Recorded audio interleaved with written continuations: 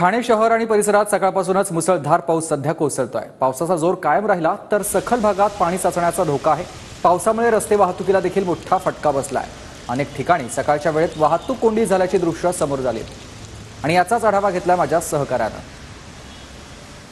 ठाण्यात पुन्हा एकदा पावसाला सुरुवात झालेली आहे। मी सध्या उभा आहे ठाण्यातील पाचपकडी परिसरात आणि आपण पाहू शकतो या ठिकाणी रिमझिम पाऊस पडताना या ठिकाणी दिसत आहेत।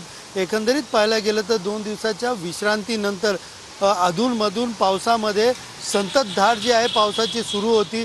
मात्र आज पहाटेपासून रिमझिम पाऊस ठाण्यात पडत होता तर अधूनमधून पावसाचा जोर वाढताना या ठिकाणी दिसत आहे। एकंदरीत पाहायला गेलं तर हवामान खात्याकडनं ऑरेंज अलर्ट ठाणे जिल्ह्याला दिला असून ठाणे व ठाण्याजवळील उपनगरी जे आहेत कल्याण, डोंबिवली, त्याचबरोबर उल्हासनगर, अंबरनाथ या ठिकाणीही आज पहाटेपासून रिमझिम पावसाला सुरुवात झालेली आहे।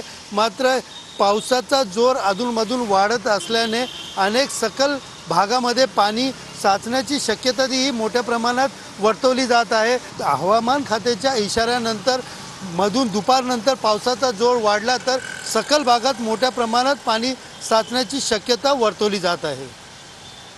कॅमेरा पर्सन रोशनसह सुनील जाधव, TV9 मराठी, ठाणे।